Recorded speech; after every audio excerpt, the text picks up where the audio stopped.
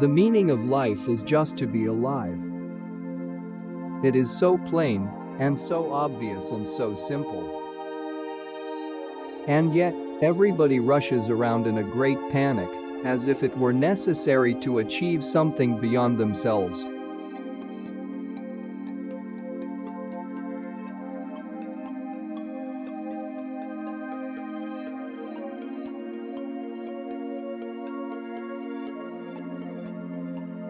Trying to define yourself is like trying to bite your own teeth.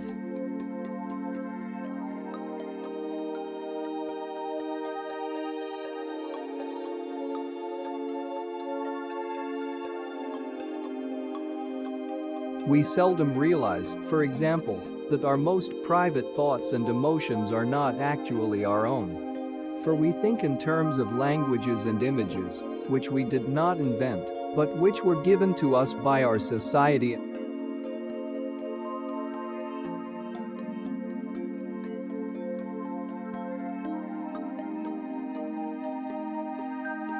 But the attitude of faith is to let go and become open to truth, whatever it might turn out to be. In other words, a person who is fanatic in matters of religion and clings to certain ideas about the nature of God and the universe becomes a person who has no faith at all.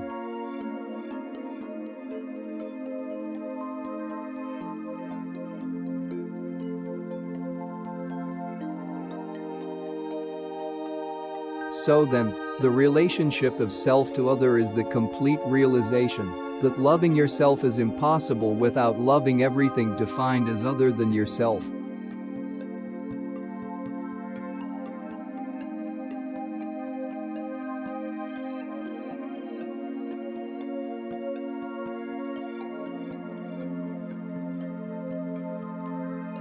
The style of God venerated in the church, mosque, or synagogue seems completely different from the style of the natural universe.